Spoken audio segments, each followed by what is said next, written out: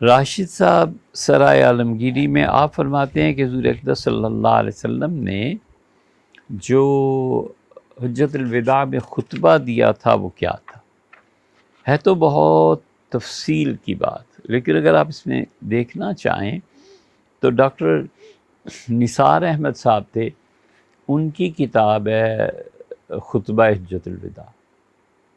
وہ کسی زمانے میں ڈاکٹر اسرار صاحب، ان کی اکیڈمی نے بیت الحکمت میں شائع کر دی تھی، وہ پڑھنی چاہیے۔ انہوں نے بہت چیزیں اس میں تذکرہ کر دیا ہے، اور جتنے بھی جملے عام طور پہ حضور اقدس صلی اللہ علیہ وسلم سے منقول ہیں اس میں انہوں نے ان کو نقل کر دیا ہے۔ آپ کہتے ہیں اسے تفصیل تو کیا کریں، لیکن جو کچھ ہے سامنے وہ عرض کر دیتے ہیں کہ حضور اقدس صلی اللہ علیہ وسلم نے وہ جو خطبہ دیا تھا ان کی حیات طیبہ کے بہت بڑے اور بنیادی خطبات میں سے ایک خطبہ تھا، اور اسلام کا سارا نچوڑ اور خلاصہ وہ خطبہ ہے۔ اور حضور صلی اللہ علیہ وسلم نے وفات سے 3 مہینے پہلے وہ خطبہ دیا تھا۔ یہ ذہن میں رہنا چاہیے کہ اس خطبے کو اسلام کی اساس اور بنیاد مانا جائے، کوئی حرج نہیں، انتہائی فصیح و بلیغ۔ اسی لیے اس کے آخر پہ یہ آتا ہے کہ آپ نے کہا لوگو حل بلغت، میں نے اسلام حقیقی پیغام پہنچا دیا؟ لوگوں نے کہا جی پہنچا دیا۔ تو آپ نے 3 مرتبہ فرمایا، لوگوں سے پوچھا پھر پوچھا، اور تینوں مرتبہ فرمایا اللہم اشہد، اللہ گواہ ہے میں نے دین پہنچا دیا۔ اللہ تو اس بات پہ گواہ ہے، کیونکہ قرآن نے بھی کہا کہ بلغ ما انزل الیک من ربک، آپ اپنے پروردگار کی طرف سے جو وحی ہے اسے لوگوں تک پہنچا دیں۔ اور ایک جگہ اللہ تعالیٰ نے فرمایا جس نے میرے پیغام کو نہیں پہنچایا فما بلغت رسالت، اس نے اپنی رسالت کا حق ہی ادا نہیں کیا۔ اہل تشیع کا اور ہمارا یہی اختلاف ہے، وہ کہتے ہیں کہ حضور صلی اللہ علیہ وسلم نے حق پہنچایا تھا غدیر خم میں، جب بتایا تھا کہ علی مولا ہیں، اور جب بتایا تھا کہ میں جس کا مولا ہوں علی اس کے مولا ہیں رضی اللہ عنہ، اور پھر رسول اللہ صلی اللہ علیہ وسلم نے وہاں پر سیدنا علی رضی اللہ عنہ کو یہ کہہ کے کہ جس کا میں ولی ہوں علی مولا ہوں علی اس کے مولا ہیں رضی اللہ عنہ، بتا دیا تھا کہ سب سے پہلی خلافت سیدنا علی رضی اللہ عنہ کی ہوگی، اور تم جھوٹ بولتے ہو۔ اگر اس کو نہیں مانو گے تو تم گویا یہ کہتے ہو کہ رسالت کا حق نہیں ادا کیا۔ ہم کہتے ہیں رسالت کا حق جو ادا فرمانا تھا حجۃ الوداع میں، جو آپ نے کہا تھا کہ میں نے پہنچا دی سچی بات تم تک، 3 مرتبہ پوچھا اور 3 مرتبہ اللہ کو کہا کہ اللہ آپ گواہ رہیں، یہ تیری مخلوق گواہی دیتی ہے کہ میں نے ان تک حق پہنچا دی۔ تو اللہ تعالیٰ کی تعریف اور اللہ تعالیٰ کی حمد و ثنا کے بعد یہ جو پڑھتے ہیں نا کہ وَمَن يُضْلِلِ اللَّهُ فَلَا هَادِيَ لَهُ، یہ اسی خطبے میں آتا ہے کہ ارشاد فرمایا تھا کہ مَن يَهْدِهِ اللَّهُ، جسے اللہ ہدایت دے وہ حقیقت میں ہدایت پہ ہے، کوئی اسے گمراہ نہیں، اور جسے گمراہی پہ خدا چھوڑ دے وہ گمراہ ہے، اس کا کوئی ہادی نہیں۔ پھر حضور صلی اللہ علیہ وسلم نے وہ شہادتین پڑھی، اللہ کی شہادت، اپنے نبی ہونے کی شہادت، اللہ کی وحدانیت کی گواہی دی، اور پھر اس کے بعد فرمایا تھا کہ میرے اس خطبے کو غور سے سنو، لعلی لا ادراکم بعد عامی ھذا، عین ممکن ہے کہ میری زندگی کا آخری سال ہو، اور اس سال کے بعد میں اور تم ایک دوسرے کو نہیں دیکھ پائیں گے۔ پھر رسول اللہ صلی اللہ علیہ وسلم فرمایا میں تمہیں ایک ایک بات وضاحت کے ساتھ بتا دیتا ہوں، اور پھر فرمایا جو میری بات سنے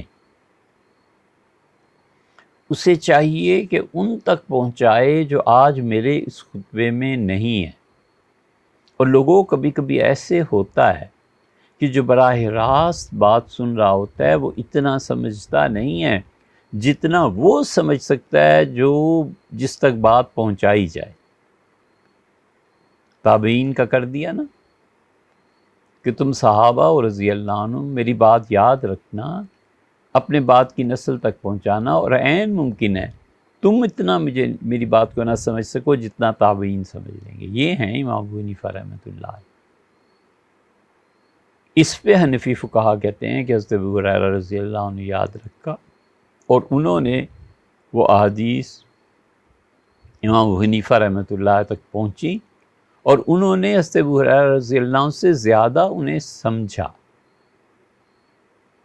اس پہ طوفان مچ جاتا ہے کہ امام ابو حنیفہ کو یہ لوگ اس طرح کہتے، کچھ نہیں کہتے یار، وہ صرف یہ کہتے ہیں کہ ابو ہریرہ رضی اللہ عنہ، امام ابو حنیفہ رحمۃ اللہ جیسی پوری امت ہو جائے اتنی نیک، حضرت ابو ہریرہ رضی اللہ عنہ کے جوتے تک بھی نہیں پہنچتے۔ کہ کیا کہنے، وہ صحابی تھے، انہوں نے زیارت کی تھی، حضور صلی اللہ علیہ وسلم نے دعا دی تھی۔ افضلیت کا ہونا ایک الگ چیز ہے، افضل ہونا ایک الگ چیز ہے، اور افقہ ہونا وہ ایک الگ چیز ہے۔ امام اوزاعی اور امام ابو حنیفہ رحمۃ اللہ علیہ دونوں کی ایک رفع یدین کے مسئلے پہ بحث ہو گئی تھی، تو اوزاعی رحمۃ اللہ علیہ سے امام ابو حنیفہ رحمۃ اللہ نے فرمایا کہ ان دونوں میں فقیہ کون ہے زیادہ، سمجھدار کون ہے، بڑا مفتی کون ہے، فتویٰ دینے والا کون ہے جو سوچ سمجھ کے بات کر رہا ہے۔ اور اس کے آخر پہ انہوں نے کہا کہ بات عبداللہ ابن عمر پہ آ گئی ہے، مجھے ان کا احترام اور یہ چیزیں ملحوظ خاطر نہ ہوتی تو میں کہتا کہ اسود اور علقمہ عبداللہ ابن مسعود رضی اللہ عنہ کے شاگرد، یہ دونوں ہی حضرت عبداللہ ابن عمر رضی اللہ عنہ سے زیادہ فقیہ۔ تو بھیا سمجھدار ہونا ایک دنیا میں دیکھ لو، بیٹے زیادہ سمجھدار کبھی ہو جاتے ہیں باپ سے، تو کیا کہیں گے کہ باپ کی افضلیت اپنی جگہ مسلم، سب کچھ تجربے سے فرق پڑ جاتا ہے، زمانے کی تبدیلی سے فرق پڑ جاتا ہے۔ حضرت رسالت مآب صلی اللہ علیہ وسلم نے فرمایا خدا اس کو خوش رکھے، اس کا چہرہ پھولوں کی طرح تر و تازہ رہے، سرسبز و شاداب رکھے، جس نے میری باتوں کو سنا اور پھر اس نے دوسروں تک پہنچایا، اور جن تک پہنچایا وہ سننے والوں سے زیادہ گہری سمجھ رکھتے تھے۔ پھر فرمایا تمہارا پروردگار ایک ہے، تمہارا باپ ایک ہے، اور تم سب آدم علیہ السلام کی اولاد ہو، اور یاد رکھو کہ آدم مٹی سے بنے تھے۔ تم میں سے اللہ کے نزدیک وہ آدمی زیادہ عزت والا ہے جو شخص متقی ہے، کسی عربی کو اجمی پہ، اجمی کو عربی پہ، کالے کو سرخ پہ، اور سرخ پہ کالے پہ، سیاہ اور سفید رنگوں پہ کوئی فضیلت حاصل نہیں ہے، اور سب کے سب یکساں ہیں سوائے اس کے کہ دونوں میں متقی کون ہے۔ اللہ کے بندو، میں تمہیں اللہ کی اطاعت کا حکم دیتا ہوں، اور میں وصیت کرتا ہوں، اور اپنے خطبے کا آغاز میں ان نیکی کے جملوں سے کرتا ہوں، جان لو کہ جاہلیت کی کافروں کی جتنی رسوم تھیں سب کی سب میرے پاؤں تلے مسلی گئی۔ بعض روایات میں آتا ہے کہ حضور صلی اللہ علیہ وسلم نے اپنے جوتا مبارک کو زمین پہ رگڑ دیا، اور آپ نے فرمایا کفر کی جتنی چیزیں تھیں میرے جوتے تلے، اور پھر فرمایا کہ یاد رکھو جاہلیت کی رسومات آج میرے پاؤں کے نیچے ہیں، سنو ہر خون جو انتقام سے لیا گیا اور جاہلیت کے اثرات جو خاندانی فخر کرتے ہو، جو اپنی نسلوں پہ فخر کرتے ہو، آج میرے جوتے کی نوک پر کوئی خاندان کسی پہ فضیلت نہیں رکھتا، ہاں جو ان میں نیک آدمی ہیں۔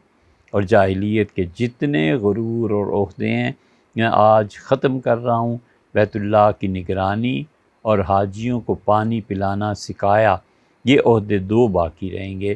سکایا جو ہے حضرت عباس رضی اللہ عنہ کے پاس آ گئی تھی، اور فرمایا کہ جو قتل جان بوجھ کے کیا جائے گا قاتل کو اسی طرح قتل کیا جائے گا، اور جو لاٹھی اور پتھر سے قتل کیا جائے گا اس کی دیت 100 اونٹ مقرر کرتا ہوں، اور جو 100 اونٹ سے بھی زیادہ چاہے گا وہ جاہلیت کی روش اختیار کرے۔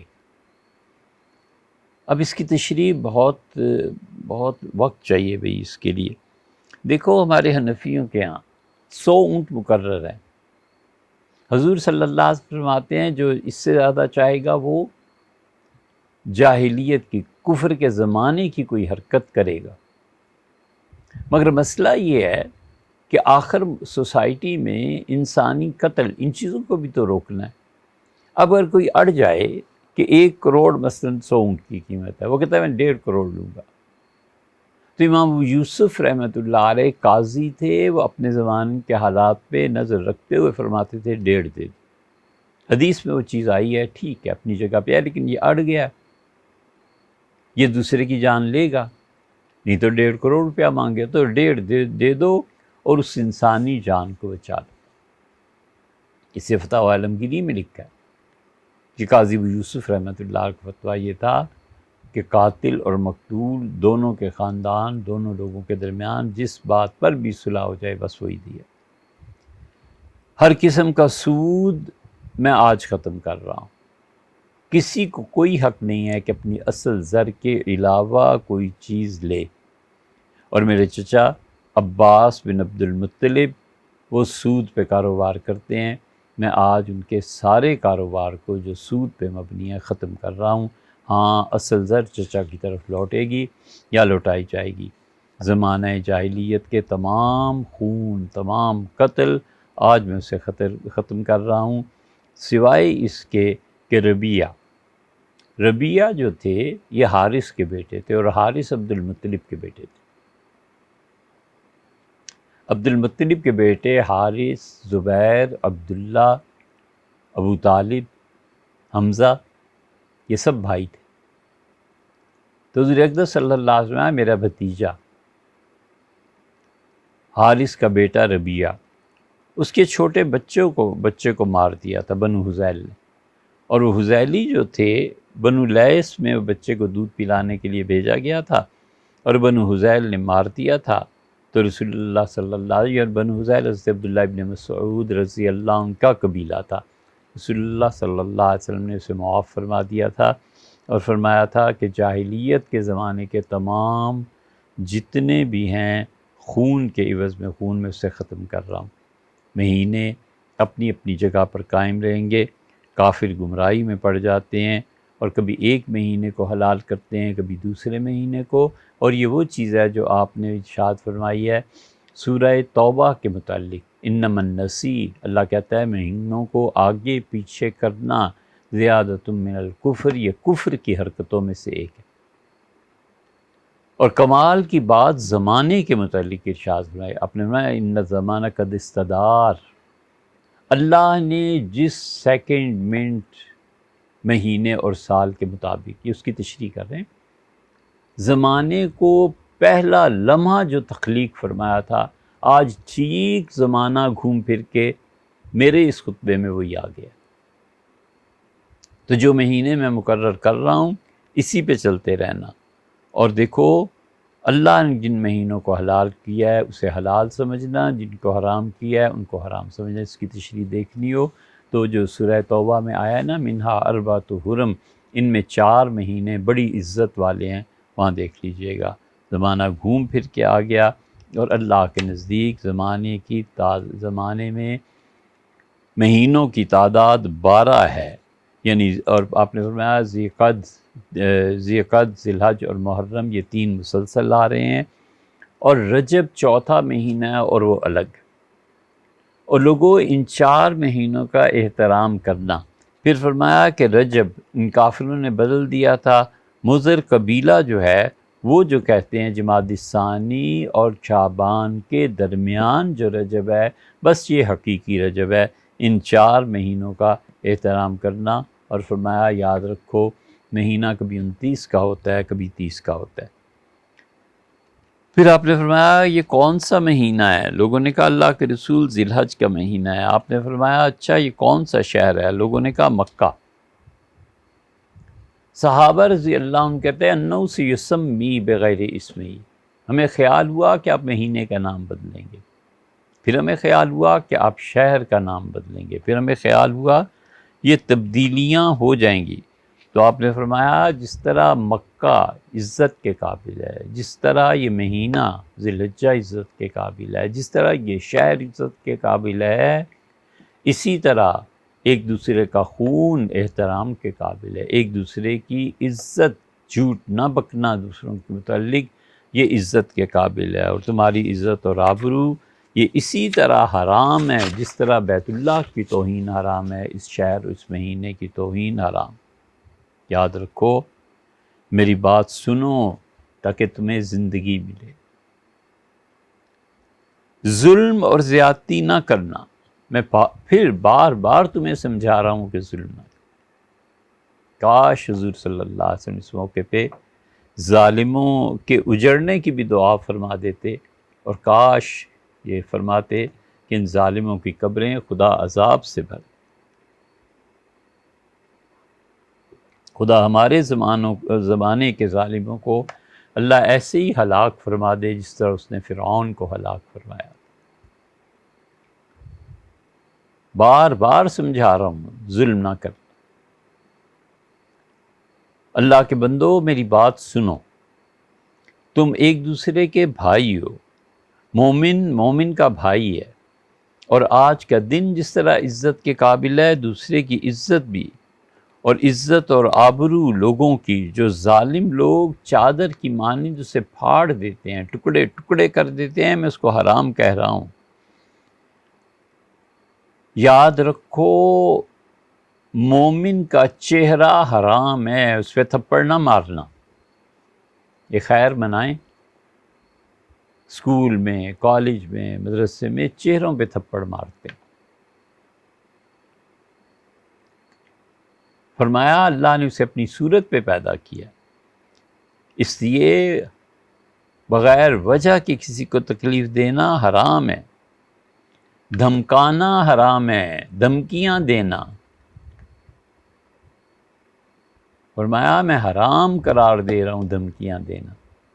جھوٹ بولو، نہیں تو تم بھی جانتے ہو کہ تمہارے گھر میں خواتین ہیں۔ یہ ہمارے زمانے کے ظالم جھوٹی گواہیاں یہ کہہ کہہ کے لیتے ہیں، اٹھا کر لے جاتے ہیں۔ حضور صلی اللہ علیہ وسلم نے فرمایا تھا کہ میں حرام قرار دے رہا ہوں، کوئی چیز جائز نہیں ہے جب تک کہ مومن آدمی اپنی خوشی سے تمہیں نہ دے دے۔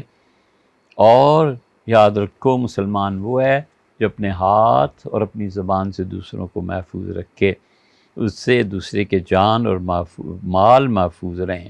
اور مجاہد تو دراصل وہ ہے جو نفس کو اللہ کے مقابلے میں دبا دیتا ہے، مجاہدہ تو یہ ہے۔ اور امانت رکھوائی جائے تو امانت کی پابندی کرنا، امانت کو ادا کرنا، اور اگر ادھار لی جائے گی چیز تو اسے واپس کیا جائے گا۔ امین پابند ہے امانت کو لوٹائے جانے کا۔ لوگ جب تمہیں عطیہ دیں تو ان کے عطیے، ان کے تحفے کے مقابلے میں تحفے کا خیال کرنا، اور جو ضمانت دیتا ہے وہ بھگتے گا۔ ضمانت دی نا کہ یہ 10,000 میں یہ دے گا جی، وہ نہیں دیتا، فرمایا جس نے اصل میں ضمانت دی تھی وہ بھگتے گا۔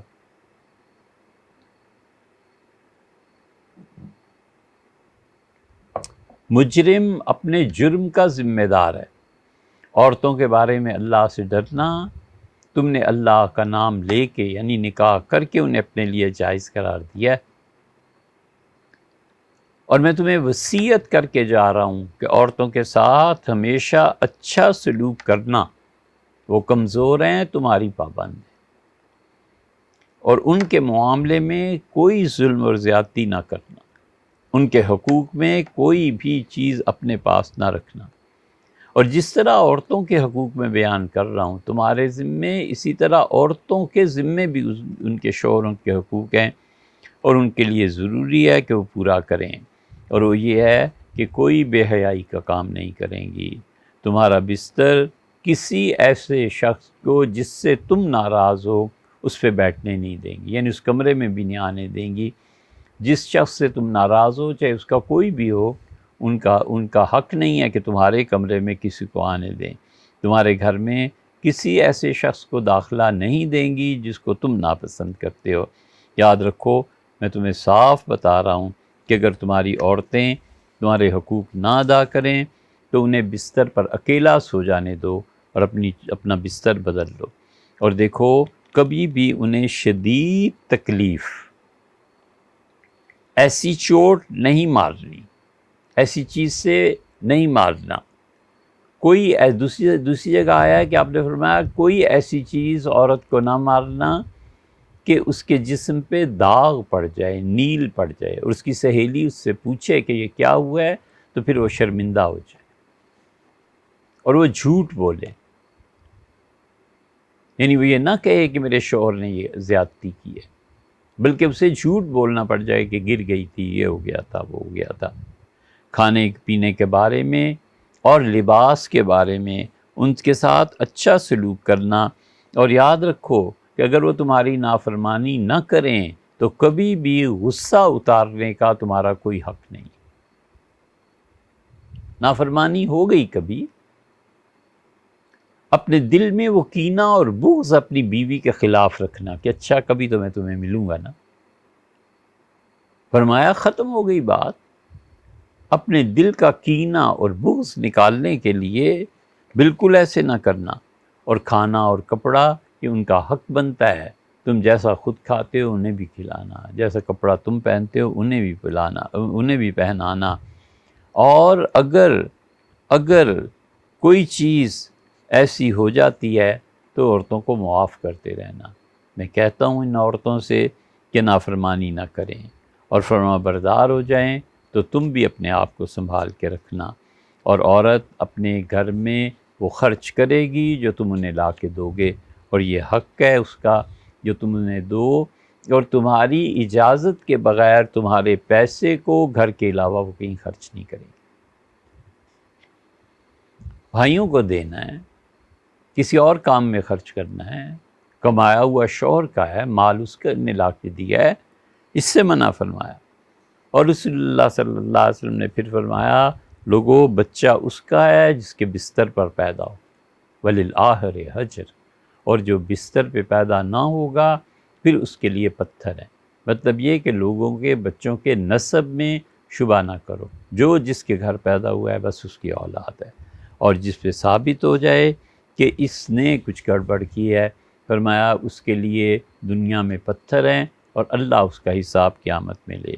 دیکھو کسی کے لیے یہ جائز نہیں ہے کہ وہ شوہر کی رضامندی کے بغیر اس کے مال کو خرچ کرے۔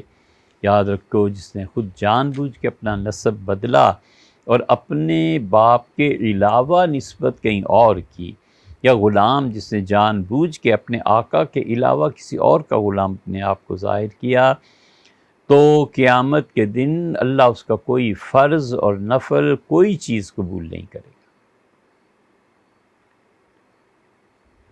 یہ لوگوں میں جو لعنت کے کام ہے نا، ان میں سے ایک ہے اپنے نسب کو جان بوجھ کے کسی بڑے آدمی کی طرف منسوب کرنا کہ میں تو فلاں کی اولاد ہوں۔ 10 پشتیں ہندوستان میں برتن بنانے کا کام کرتی رہی اور ایک سے ایک بہترین کمہار تھا، اور تقسیم کیا ہوئی ہے، یہاں آ کے حسنی اور حسینی سید بن گئے۔ انہیں ذرا خدا کا خوف نہیں۔ اصل الفاظ بولوں، حضور اقدس صلی اللہ علیہ وسلم فرمایا جو شخص اپنے اصل باپ کے علاوہ کسی کو بتائے اور غلام اپنے اصل آقا کے علاوہ کسی اور کی طرف اپنی نسبت کرتا ہے، اللہ کی لعنت اس پہ پڑے، خدا کے فرشتوں کی لعنت اس پہ پڑے، اور انسانوں کی لعنت اس پر پڑے، اور اس ملعون اس لعنتی کی قیامت میں کوئی بھی عبادت، خواہ وہ فرض ہو خواہ وہ نفل ہو، اللہ قبول نہیں کرے گا۔ یہ فرمایا۔ پہلے حسنی بنیں گے، حیدری بنیں گے، پھر سید بن جائیں گے۔ 2-3 سٹیپس میں تبدیل کرتے ہیں. کسی گاؤں میں چلے گئے، جا کے مکان بنا لیا، سندھ گوٹھ کہیں چلے گئے، نام کے ساتھ حیدری لکھ لیا، حسینی لکھ لیا، اور اگلی نسل نے اپنے آپ کو سادات میں شمار کر لیا. ولیعذ باللہ، حضور صلی اللہ علیہ وسلم، خدا کی لعنت، اللہ کے فرشتوں کی لعنت اور تمام انسانوں کی لعنت اس پہ پڑے جو اپنا باپ بدلے. غلاموں سے ہمیشہ اچھا سلوک کرنا، انہیں اپنے جیسے کپڑے پہنانا، ان کو بھی وہ کھلانا جو تم کھاتے ہو. اگر کوئی ایسی خطا کریں جسے تم دیکھو کہ معاف نہیں کر سکتے ہو، تو اللہ کے بندو، میں تمہیں نصیحت کرتا ہوں کہ اس غلام کو فروخت کر، اور انہیں کبھی بھی عذاب میں مبتلا نہ کرنا. اور میں تمہیں یہ نصیحت کر کے جا رہا ہوں کہ اپنی باندیوں سے ایسے ہی اچھا سلوک کرنا جیسا کہ تم اپنے غلاموں سے اچھا سلوک کرو. ان کے کھانے پینے کا بھی خیال رکھنا، ان کے کپڑے لتے کا بھی خیال رکھنا. بے شک اللہ نے مجھے حکم دیا ہے کہ جب لوگ لا الہ الا اللہ کا اقرار کر لیں تو ان کی جان اور مال محفوظ ہو گیا. کسی مومن کو حق نہیں پہنچتا کہ اسے قتل کرے جب تک کہ جنگ کی صورتحال نہ پیش آ جائے. کسی کا نہ حق مال نہ لے لینا، اور دیکھو چوری مت کرنا. اور یاد رکھو میرے بعد نہ تو کوئی پیغمبر آئے گا اور نہ تمہارے بعد کوئی امت آئے گی. میں اللہ کا آخری نبی ہوں اور تم اللہ کے ہاں امتوں میں سے آخری امت ہو. پھر رسول اللہ صلی اللہ علیہ وسلم نے دجال کا ذکر فرمایا، اور فرمایا کوئی نبی علیہ السلام ایسے نہیں آئے جنہوں نے دجال کا ذکر نہ کیا ہو اور اپنی قوم کو دجال سے نہ ڈرایا ہو. میں تمہیں ڈراتا ہوں، میں تمہیں بتاتا ہوں کہ دجال ایسا ہوگا کہ اس کا فتنہ پھیل جائے گا. اپنے آپ کو بچا کے رکھنا، میں تمہیں ڈراتا ہوں.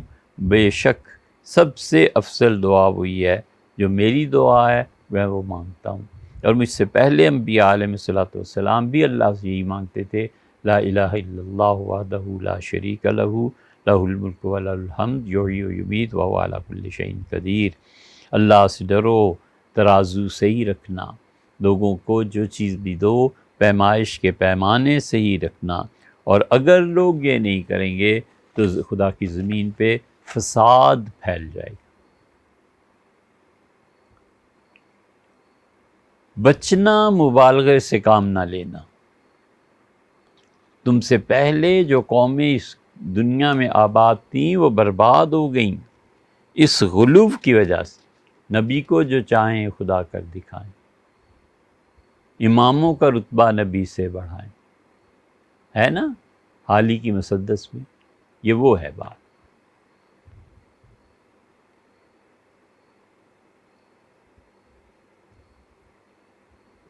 مت مبالغے سے کام لینا. حضرت قدوۃ السالکین، حضرت شیخ المشائخ، حضرت امام المتقین، لا حول ولا قوت الا باللہ. بس کرو یار، یہ ہے مبالغہ. گاندھی جی اگر مسلمان ہوتے تو نبی ہوتے، اگر نبوت جاری ہوتی تو عمران خان کو ملتی. ولیعذ باللہ، ولیعذ باللہ، استغفر اللہ. یہ ساری چیزیں آپ نے بھی سنی، ہم نے بھی سنی. گاندھی جی کے متعلق تو خیر پڑھا، لیکن یہ سب چیزیں ایسے ہی ہیں. ہے کوئی ایمان دین کی رمق باقی رہ گئی؟ ارشاد فرمایا تم سے پہلے لوگ اسی لیے ہلاک ہوتے رہے کہ اپنے بڑوں کو ان کے مرتبے اور مقام سے اوپر گناتے تھے. تم بھی ایسے کرو گے تو یاد رکھو وہ ہلاک ہوئے، تم بھی ہلاک ہو جاؤ گے. شیطان مایوس ہو گیا ہے کہ اب عربوں میں اس کی گمراہی سے شرک پھیلے، لیکن اس پہ راضی ہو گیا ہے کہ عربوں تم کبیرہ گناہوں میں مبتلا ہو جاؤ، بچنا اس.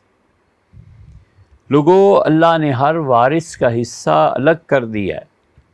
وارث کے لیے یہ جائز ہی نہیں ہے کہ اپنے کل مال کی وصیت کرے. وہی جو قاعدہ ہے 1/3 کا.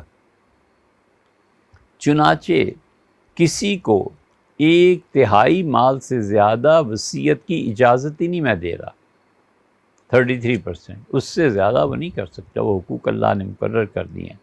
پھر رسول اللہ صلی اللہ علیہ وسلم فرمایا صدقہ کیا کرو، اللہ کی راہ میں خرچ کرو، اور عین ممکن ہے کہ میں اور تم آج کے بعد ایک جگہ جمع نہ ہو سکے، اور جھوٹی قسمیں نہ کھانا، اور اللہ پر خاص طور پہ جھوٹ نہ بولنا، اور جو جھوٹ بولے گا خدا پہ، خدا اس کے جھوٹ کو ظاہر کر دے گا۔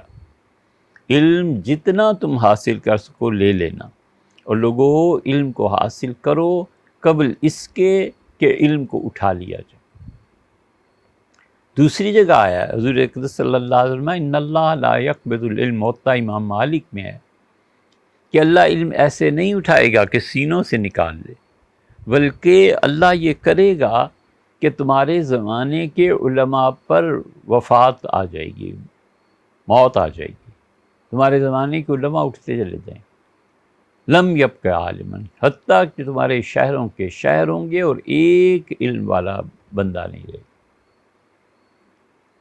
پھر یہ گمراہ تمہارے مفتی بن جائیں گے، ضلوا و اضلوا، بغیر علم کے خود بھی گمراہ ہوں گے اور تمہیں بھی گمراہ کریں گے۔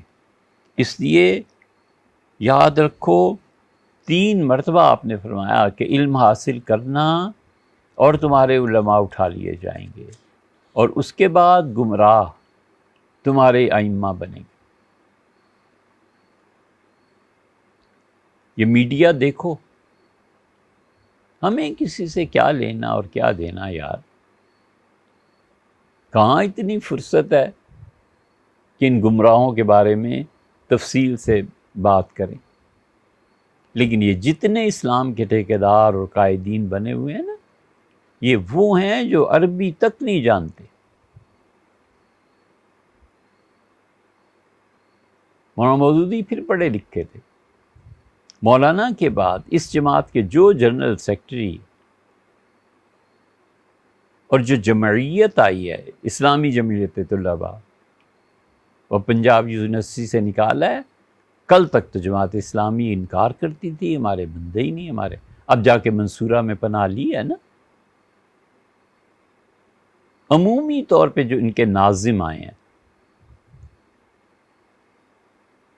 یہ تحقیق کر لینا ان میں سے عربی جاننے والا تک نہیں تھا، اور دین کا نمائندہ ہے، دین کا ٹھیکیدار ہے۔ اتنا ظلم انہوں نے مچایا ہوا ہے، اور دین بھی فتوے میں دخل دینے لگے۔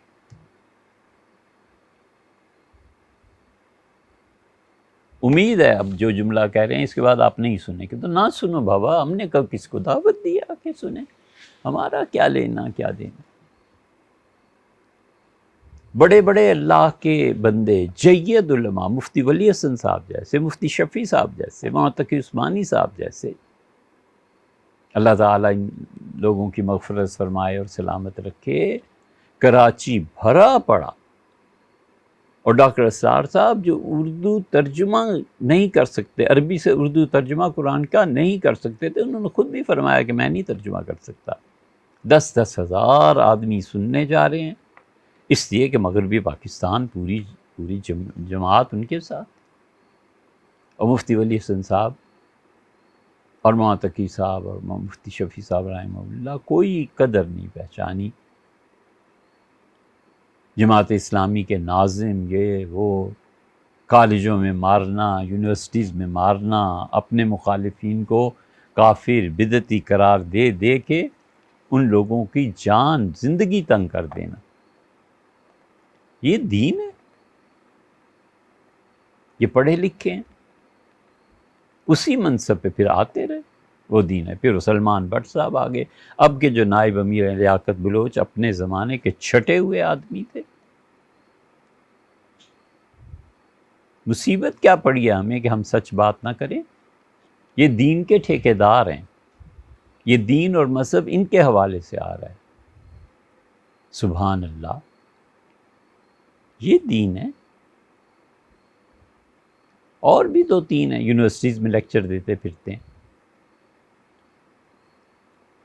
ایک وہ بھی ہیں جن کے نزدیک گدھا حلال تھا، اللہ جانے کیا نام ہے۔ یہ سب گمراہیاں ہم دیکھتے ہیں، سنتے ہیں، لوگ سمجھتے ہیں کہ کوئی حسد، کوئی ایسے نہیں ہے بھیا.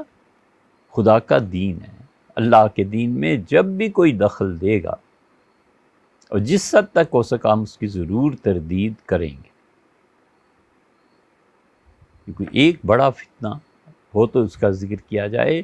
یہ جتنے ہیں، عورتیں بھی بیٹھ کے قرآن پڑھائیں، اپنے محلے میں قرآن پڑھاؤ، یہ بھی پڑھاؤ کہ جب ناپاکی ہے تب بھی قرآن پڑھنا جائز ہے. یہ سب کیا ہے؟ تماشا ہے. صرف ایک بات ہے، ہم کہتے ہیں بھیا آپ نے نہیں پڑھا، اس میدان میں نہ آئیں، پلیز اب چھوڑ دیں. کل کو میں جو بیٹھ جاؤں اور مریضوں کو دوا دینے لگوں تو پولیس محکمہ کوئی آ کے مجھے گرفتار نہیں کرے گا. کر لے تو لوگ کہیں ہائے ہائے ہائے ڈاکٹر صاحب کہاں سے یار، اس سے تو میڈیکل کالج کا منہ بھی نہیں دیکھا، اس تو انگلش بھی بنیادی طور پہ نہیں آتی، کدھر سے ڈاکٹر صاحب. وہ جرم ہے دنیا کے قانون میں، اور پولیس پکڑ کے لے جائے تو اہل دانش کہیں گے ٹھیک کیا ہے. اسی طرح خدا کے دین میں یہ جرم ہے کہ بغیر علم کے فتوے میں قدم رکھا جائے اور بغیر علم کے لوگوں کی رہنمائی کی جائے. اور یہاں بھی اللہ کے فرشتے پکڑیں گے اور سرکار کے یہاں جب پیش ہوں گے تو لگ جائے گا پتہ.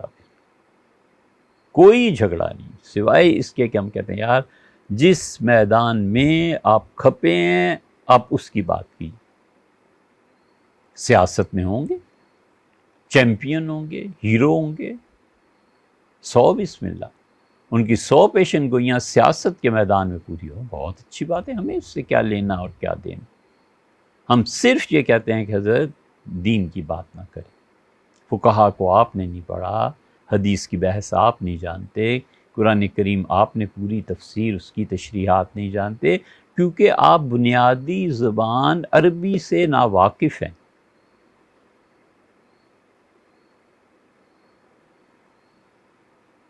اس پہ کوئی جواب تو ملے نا. اس لیے اور حق بات کہنے سے لوگ ڈرتے ہیں کہ ہمارے مقتدی ناراض ہو جائیں گے، نام نہیں رہے گا، چندہ نہیں ملے گا. لا حول ولا قوت الا باللہ. کیا ضرورت پڑی ہے کہ اس شرک خفی میں آدمی اس اکاؤنٹ میں اپنا حصہ کھولے؟ لوگ ناراض کل کے ہوتے آج ہو جائیں، جس نے صبح جانا ہے وہ بھی شام کو ہی سفر باندھ. کیا لینا ہے، کیا دینا ہے؟ حق تعالی شانہ کی وہ حضرت محافظ رحمان گنج مراد آبادی رحمۃ اللہ علیہ فرماتے تھے جو ہم دل پہ اس کا کرم دیکھتے ہیں تو دل کو بے از جام جم دیکھتے ہیں. یہ جتنا دین کا لٹریچر، یہ چیزیں جماعت اسلامی پھیلا رہی ہے، باتیں، سیاست، اس لیے اس کی تردید خاص طور پہ کرتے ہیں کہ جاہل لڑکے اٹھ کھڑے ہوتے ہیں، جو بھی جذبہ اور نیت ہو وہ جانے، ان کا پروردگار جانے. لیکن جہاں وہ فتوے میں غلطی کرتے ہیں، جہاں امت کی غلط رہنمائی کرتے ہیں. زکوٰۃ کا مسئلہ مولانا لکھ گئے تھے مودودی صاحب کہ اللہ کی راہ میں زکوٰۃ خرچ کی جانی چاہیے اور اس کے لیے ذاتی طور پر کسی کو مالک بنانا ضروری نہیں ہے. اس لیے فی سبیل اللہ زکوٰۃ عام ہے. حضرت مفتی شفیع صاحب رحمۃ اللہ نے اس کا رد لکھا، دارالعلوم دیوبند والوں نے رد لکھا، مظاہر علوم سہارنپور کے مفتیوں نے کہا مولانا یہ جائز نہیں ہے، زکوٰۃ اس طرح سے نہیں ہوتی. آپ کو یقین آئے گا کہ احسن الفتاوی میں مفتی رشید احمد صاحب مرحوم نے لکھا کہ زکوٰۃ ایسے ادا نہیں ہوتی. وہ اتنا بڑا اس کا باب کھول کے چلے گئے کہ جماعت اسلامی زکوٰۃ اکٹھی کرے، اسلحہ خریدے، جمعیت کے غنڈوں اور بدماشوں کو دے، کالجوں اور یونیورسٹیوں میں وہ مارتے پھرے، لوگوں کو ٹانگیں توڑتے پھرے. کوئی ہے جو پوچھنے والا ہو ہی نہیں.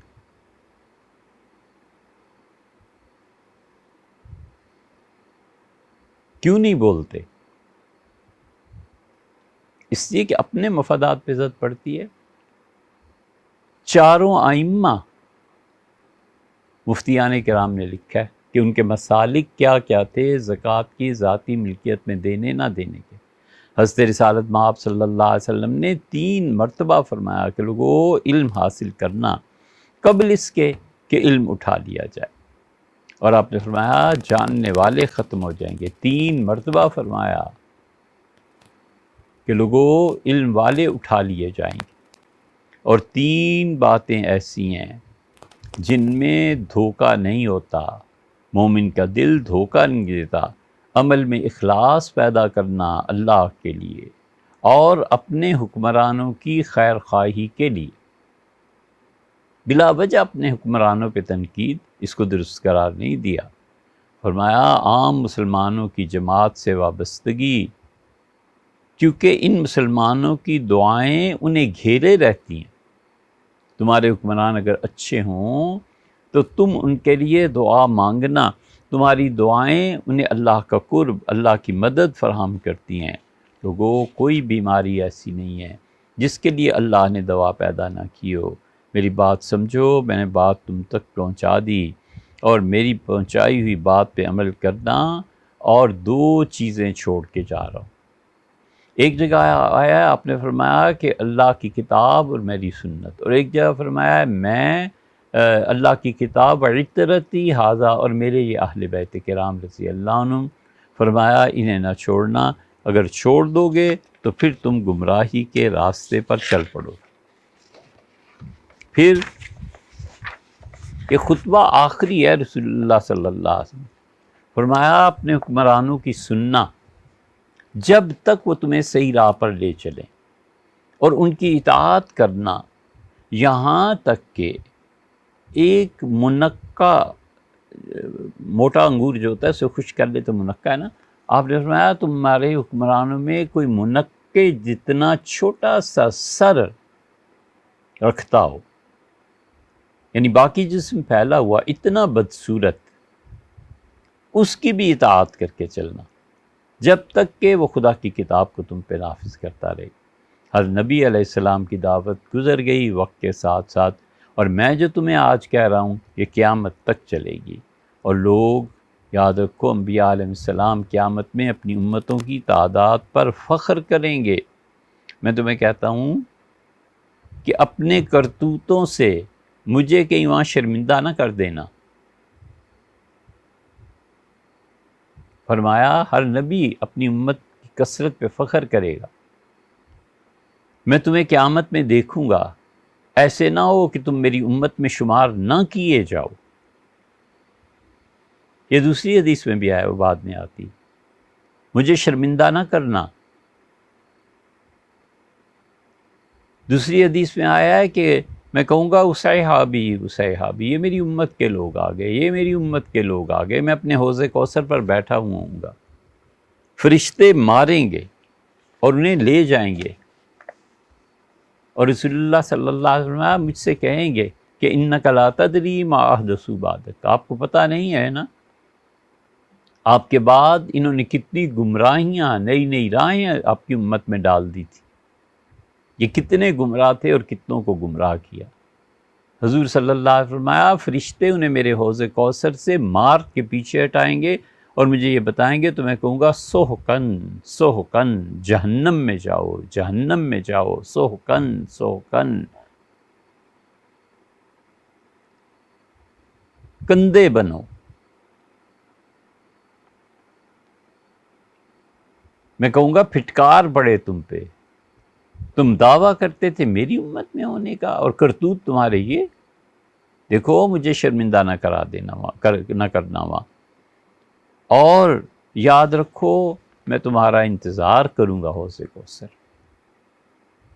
میں تمہارا انتظار کروں گا وہاں مجھ سے آ کے ملنا، اور میں ذرا دیر پہلے پہنچوں گا، اور دیکھو میں تم میں سے کچھ گناہ گاروں کو شفاعت سے اللہ سے چھڑا لوں گا، اللہ کے عذاب سے ہٹا دوں گا، مگر بعض لوگ مجھ سے چھڑا لیے جائیں گے۔ کچھ تو ایسے ہوں گے جن کی شفاعت کر کے میں اللہ سے درخواست کروں گا کہ اللہ انہیں معاف فرما دے، اللہ معاف کر دیں گے، اور کچھ لوگ میری امت میں سے اللہ چھین لے گا، کہ یہ تو دیکھنے میں آپ کے امتی تھے، حقیقت میں امتی نہیں تھے۔ یہ جتنے ظالم ہیں آج کے دور کے، پچھلے دور کے، یہ سارے حضور صلی اللہ علیہ وسلم کی امت میں سے ہیں۔ اتنا لینینٹ ویو کیوں ہے ان کے بارے میں؟ ظالموں کے خلاف بولتے ہوئے موت پڑتی ہے۔ حق اور تصدیق کے لیے، اس کے لیے، حق کے لیے کھڑے ہونا کیا ہال اٹھتا ہے؟ سنو، تم اپنے رب سے ملو گے اور اللہ تم سے تمہارے اعمال کے متعلق پوچھے گا۔ سو جو شخص آخرت کو پیش نظر رکھے، اللہ اس کے دل کو جما دے گا اور اس کی آنکھوں کے سامنے ہی بے نیازی آ جائے گی، اور دنیا میں اسے اللہ خوش رکھے گا۔ اور جو آدمی یہ سمجھے گا کہ دنیا میں گڑبڑ کر کے مال کمانے سے مجھے خوشی ملے گی، یاد رکھو وہ رسوا بھی ہوگا، اور ملنا وہی ہے جو اللہ نے اس کے لیے طے کر دیا ہے۔ دنیا کی تنگ دستی وہ دیکھے گا۔ تم میں سے جو شخص جھوٹ میرے متعلق گھڑے گا، اسے چاہیے کہ جہنم اپنا ٹھکانہ بنا لے۔ میں آج تمہیں بتا رہا ہوں، میری باتیں پہنچا دینا، اور دیکھو میں تمہیں بتا رہا ہوں کہ خاص طور پہ میرے بعد جو آنے والی نسلیں ہیں ان تک میرا پیغام پہنچانا۔ پھر رسول اللہ صلی اللہ علیہ وسلم نے انگلی اٹھائی، بعض روایات میں آتا ہے، بلکہ پہلے یہ آتا ہے کہ آپ نے کہا، اے صحابہ رضی اللہ عنہ، میں نے خدا کا دین پیغام پہنچا دیا۔ لوگوں نے کہا، اللہ کے رسول آپ نے بالکل پہنچا دیا۔ آپ نے کہا، حل بلغت، میں نے تبلیغ کا حق ادا کر دیا۔ صحابہ رضی اللہ عنہ کا، اللہ کے رسول یقیناً آپ نے تبلیغ کا حق ادا کر دیا۔